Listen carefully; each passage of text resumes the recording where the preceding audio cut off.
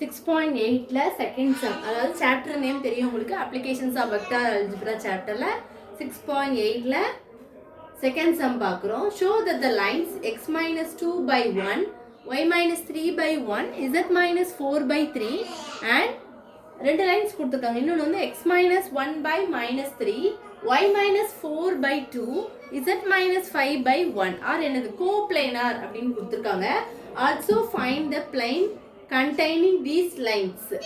அதாவது find the plain, first வந்து ரெண்டு லைனை கொடுத்துருக்காங்க, அதை வச்சு நம்ம கோப்ளைனார் கண்டுபிடிக்கணும். கண்டுபிடிச்சதுக்கு அப்புறம் find the plain containing these, இந்த லைன்ஸை வச்சு பிளைனை கண்டுபிடிக்க சொல்லியிருக்காங்க. ஃபர்ஸ்ட் சொல்யூஷன் போட்டுக்கோங்க. கிவன் கொடுத்துருக்க கிவனை எப்போவுமே என்ன பண்ணிடணும், முதல்ல எழுதிடணும். அப்போ என்ன பண்ணணும், ஃபர்ஸ்ட் கிவனை தான் நான் இங்கே எழுதியிருக்கேன். அதில் ஏ வெக்டார்னா எது, பி வெக்டார்னா எது, சி வெக்டார்னா எது, டி வெக்டார்னா எது அப்படிங்கிறத மட்டும் ஃபர்ஸ்ட் ஃபைண்ட் அவுட் பண்ணி எழுதிக்கோங்க. ஏ வெக்டார் வந்து என்னன்னா மேலே உள்ளது, அந்த எக்ஸ் மைனஸ் 2 ஈக்குவல் டு 0னா எக்ஸோட வேல்யூ 2 கிடைக்குமா, அப்போ அந்த 2i 3j 4k. பி வந்து அதுக்கு கீழே உள்ளது, அப்போ ij 3k. ஏன்னா ஏன் ஐ பக்கத்தில் நம்ம அங்கே 1 தான் இருக்கு, நம்ம 1ங்கிறது போடணும்னு அவசியமே இல்லை. So i + g + j + 3k. அடுத்து சி வெக்டார் வந்து என்ன வரும், -1 அந்த பக்கம் போனால் +1 ஆயிடும். So i + 4j + 5k. D vector வந்து -3i 2j 1k நம்ம k வெக்டார்னு போட்டுக்கலாம். இதுக்கு அடுத்து தான் நீங்கள் என்ன பண்ணணும், கோப்ளைனார் ஃபார்முலா யூஸ் பண்ணி ஃபைண்ட் அவுட் பண்ணணும். கோப்ளைனார் கண்டுபிடிச்சதுக்கப்புறம் இந்த லைன்ஸை வச்சு பிளைனை கண்டுபிடிக்கணும். அவ்வளோதான். இப்போ கோப்ளைனார் கண்டுபிடிக்க ஃபார்முலா என்னது, C vector minus A vector dot B vector cross D vector equal to 0. இதில் சி வெக்டார் ஏ வெக்டார் எடுத்து எழுதியிருக்கேன். ஆல்ரெடி நம்ம கிவனில் எழுதியிருப்போம், அதுதான் இங்கே எழுதியிருப்பேன். அடுத்து இது ரெண்டையும் சப்ட்ராக்ட் பண்ணுவேன், ஏன்னா அங்கே மைனஸ் தானே இருக்குது. அப்போ 1 - 2 வந்து -1 வந்துடும். அப்போ -1 போட தேவையில்ல, ஐ வெக்டார் மட்டும் போட்டுக்கலாம். 4 3 சப்ட்ராக்ட் பண்ணிங்கன்னா 1, அப்போ 1jன்னு போடாமல் நம்ம 1 வந்து போடணும்னு அவசியம் இல்லை, ஜே வெக்டார் மட்டும் போட்டுக்கலாம். 5ல இருந்து 4 சப்ட்ராக்ட் பண்ணிங்கன்னா 1k வெக்டார். அடுத்து B vector cross D vector. கிராஸ்னா நம்ம டிட்டர்மினன்ட் மெத்தட் தான் பண்ணணும்.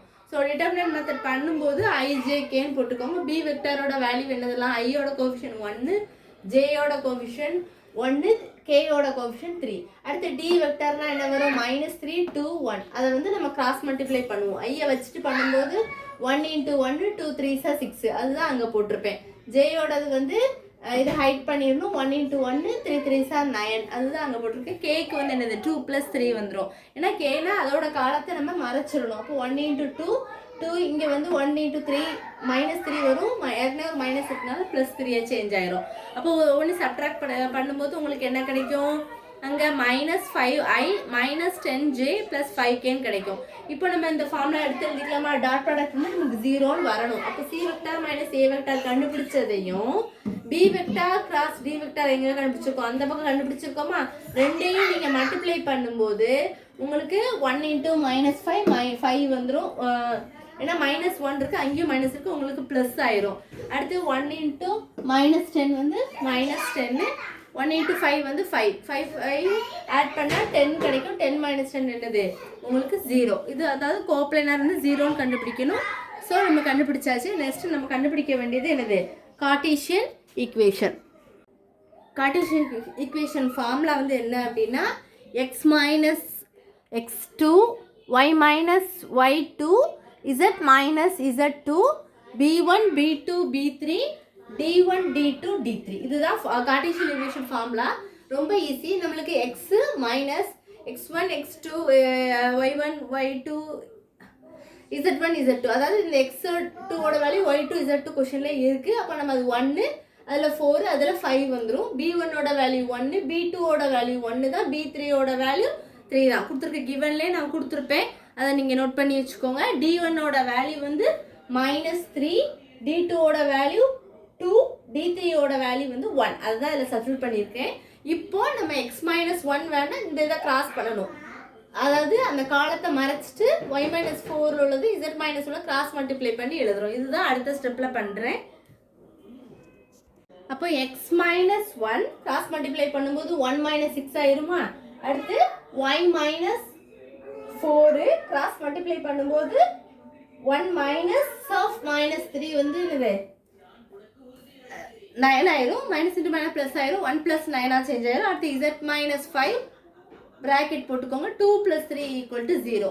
அப்போ x - 1 1 - 6 நீங்கள் இது பண்ணும்போது என்ன வரும் உங்களுக்கு -5. அடுத்து y - 4 1 + 9 வந்து உங்களுக்கு என்னதான் கிடைக்கும் 10ன்னு கிடைக்கும்.